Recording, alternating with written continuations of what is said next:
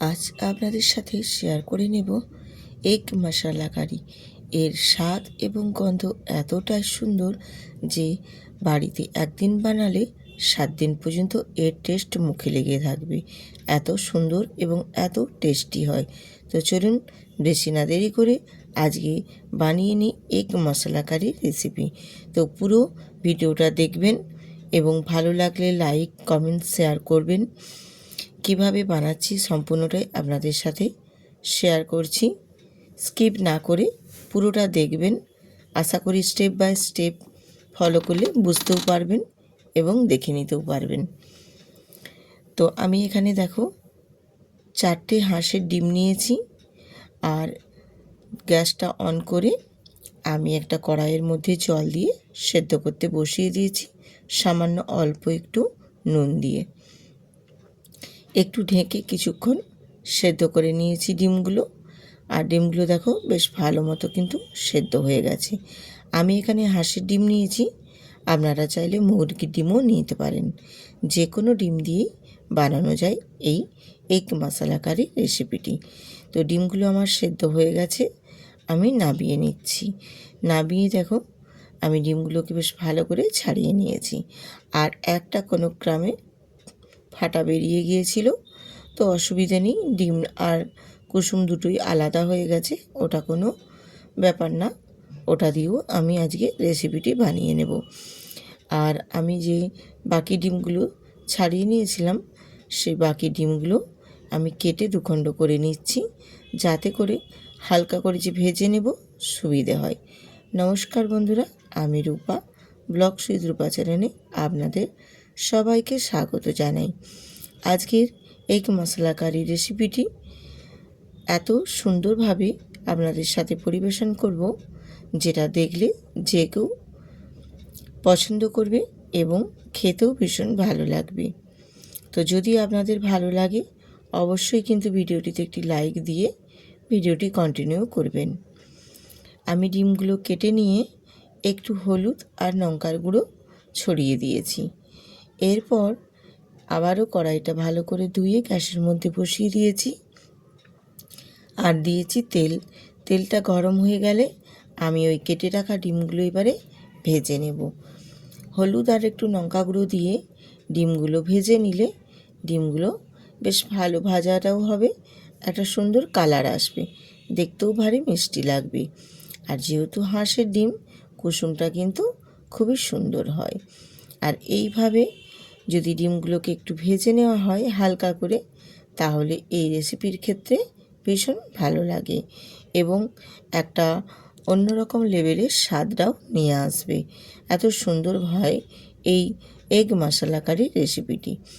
আমি একদিকটা ডিমের ভেজে নিয়েছি দেখুন হালকা করে, এবারে অপর পাশটাও আমি হালকা করে একটু ভেজে নেব। তো খুব বেশি কিন্তু ভাজার দরকার নেই, জাস্ট এপাশ ওপাশ কয়েক সেকেন্ড আমি ভেজে নিয়ে তারপর আমি ডিমগুলোকে তুলে নিচ্ছি। এবার ডিমগুলো আমার সব ভাজা হয়ে গেছে, তুলে নিয়ে ওই তেলের মধ্যে গোটা জিরে ফোড়ন দিয়ে দেব। গোটা জিরেটা একটু নাড়াচাড়া করে ভেজে নেব, বেশ একটা সুন্দর মিষ্টি গন্ধ বেরোবে ভাজা জিরের। তখনই আমি এখানে অ্যাড করে দেব একটা পেঁয়াজের কুচো। পেঁয়াজের কুচোটা দিয়েও একটু নাড়াচাড়া করে আমি পেঁয়াজগুলোকে ভেজে নেব ব্রাউন কালার করে। পেঁয়াজগুলো যখন ব্রাউন কালার করে ভাজা হয়ে যাবে, তখন আমি এখানে আরও কিছু মশলা অ্যাড করে দিচ্ছি। আপনারা দেখুন পুরো ভিডিওটায় বুঝতে পারবেন আমি কিভাবে আজকের এই এগ মশলা কারি রেসিপিটি বানিয়ে নিচ্ছি। এবারে আমি এখানে আদা আর রসুন বাটার পেস্ট অ্যাড করে দিলাম, দিয়ে পেঁয়াজের সাথে খুবই ভালো করে নাড়াচাড়া করে আবারও একটু কষিয়ে নেব। অল্প একটু জল দিয়ে বেশ ভালো করে আদা আর রসুনটা পেঁয়াজের সাথে কষিয়ে নেব। আর এইরকমভাবে কষিয়ে নিলে তাহলে রসুন আর আদার একটু কাঁচা গন্ধটা বেশ ভালো মতোই চলে যাবে। আর এখানে আমি গুঁড়ো মশলা অ্যাড করে দিচ্ছি। হলুদের গুঁড়ো আছে, কাশ্মীরি লঙ্কার গুঁড়ো আছে, জিরে আর ধনে গুঁড়ো আর স্বাদ মতো নুন, সব কিছুটাই আমি দিয়ে মশলার সাথে একটু কষিয়ে নিয়ে অল্প একটু জল দিয়ে দেব, যাতে করে মশলাগুলো কড়াই ধরে না যায়। দিয়ে খুব ভালো করে একটু কষিয়ে নেব। আর এখানে আমি ঝালের জন্য কিন্তু লঙ্কা গুঁড়ো ব্যবহার করছি না, আমি এখানে ঝালের জন্য কাঁচা লঙ্কা ব্যবহার করছি। আপনারা যদি চান সেক্ষেত্রে এখানে গুঁড়ো গুঁড়ো লঙ্কার ব্যবহারও করতে পারেন।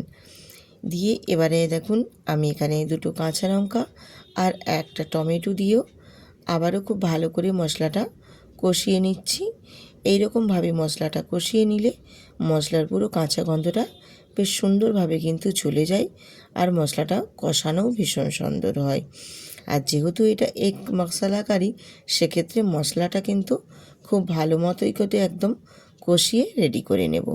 আর মশলাটা দেখো আমার বেশ ভালো মতো একটু কষানো হয়ে গেছে। এবারে আমি এখানে 1 চামচ সাদা তিল আর ঠিক 8-10টা মতো আমি বাদাম নিয়েছি। এটাকে খুব ভালো করে আমি একটু পেস্ট বানিয়ে নেব। পেস্ট বানিয়ে নিয়ে আমি মশলার সাথে অ্যাড করে দেব। মশলার সাথে দেখো আমি এবারে বাদাম আর তিল বাটাটা অ্যাড করে দিলাম। দিয়ে খুব ভালো করে এটাকে মশলার সাথে কিন্তু কষিয়ে নিতে হবে। যেহেতু বাদাম আছে সেক্ষেত্রে কিন্তু বারবার এটাকে নাড়াচাড়া করে কষিয়ে নিতে হবে, না হলে কিন্তু কড়ার মধ্যে লেগে যাবে। এই কারণেই বলছি একটু বারবার করে বেশ সুন্দর করে কষিয়ে নেব।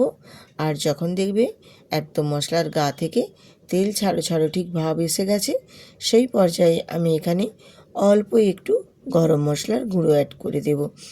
দিয়ে খুব ভালো করে আবারও একটু কষিয়ে নেব।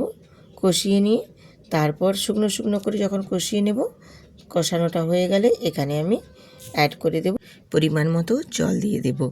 এবারে জলটা দিয়ে খুব ভালো করে আবারও একটু আমি জলের সাথে মশলাটা খুব ভালো করে মিশিয়ে নেব, একটু নাড়াচাড়া করে। খুব ভালো করে মেশানো হয়ে গেলে এরপর আমি ঝোলটা খুব ভালো মতো আবারও ফুটিয়ে নেব। বেশ যখন খুব ভালো করে ফুটে আসবে তখন আমি এখানে দিয়ে দেব ভেজে রাখা ডিমগুলো। ভেজে রাখা ডিমগুলো দিয়ে বেশ ভালো মতো করে কিন্তু ফুটিয়ে নেব।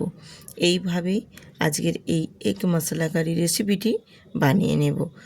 এইরকমভাবে বানিয়ে নিলে এর স্বাদ এবং সুবাস দুটোই কিন্তু খুব ভালো মতো এত সুন্দরভাবে ফুটে উঠবে বা খেতে এত ভালো লাগবে যে যাকেই বানিয়ে খাওয়াবে সেও প্রশংসা করবে এবং বাড়ির সবাই কিন্তু খুবই আনন্দ করে খাবে।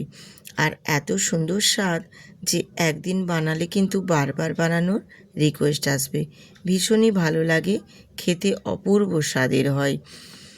আমি বেশ কিছুক্ষণ একটু ফুটিয়ে নেওয়ার পর গ্রেভিটা যখন কমে কমে আসছে, ঠিক নামানোর আগে এখানে অল্প একটু চিনি দিয়ে দেব, জাস্ট স্বাদের ব্যালেন্সটা ঠিকঠাক রাখার জন্য। বেশ ভালো মতো একদম একটা সুন্দর একটা ফ্লেভার নিয়ে আসবে আর খেতেও ভীষণ ভালো লাগবে। খুব ভালো করে দেখো ফুটিয়ে নিয়ে গ্রেভিটাও বেশ একদম গাঢ় গাঢ় ভাব হয়ে যাবে। সেই পর্যায়ে আমি এবারে গ্যাসটা অফ করে নামিয়ে নেব। তো দেখুন আমি গ্যাসটা অফ করে নামিয়ে নিচ্ছি। কতটা সুন্দর হয়েছে দেখতে নিশ্চয়ই ভালো লাগছে, বা দেখে নিশ্চয়ই বুঝতেও পারছো যে এই এগ মশলা কারি রেসিপিটি কতটাই লোভনীয় এবং কতটাই সুস্বাদু হয়েছে। এইভাবে বন্ধুরা একবার হলেও বাড়িতে বানিয়ে নেবেন। আশা করি এইভাবে এগ মশলা কারি কেউ মনে হয় এখনও বানিয়ে নেননি, বা যদিও বানিয়ে থাকেন সেক্ষেত্রেও আমাকে কমেন্ট করে কিন্তু জানাতে ভুলবেন না। এরকমভাবে বানিয়ে নেবেন, খেতে ভীষণ ভালো লাগবে। আর আজকে যদি এই এগ মশলা কারি রেসিপি ভালো লেগে থাকে তাহলে অবশ্যই কিন্তু বন্ধুদের সাথে শেয়ার করতে ভুলবেন না। আর নতুন নতুন বন্ধুরা সাবস্ক্রাইব করতেও ভুলবেন না। আপনাদের একটা কমেন্ট, একটা লাইক, একটা শেয়ারে আমাকে ভিডিও বানাতে আরও উৎসাহ করে তোলে। আজ এখানেই রাখছি।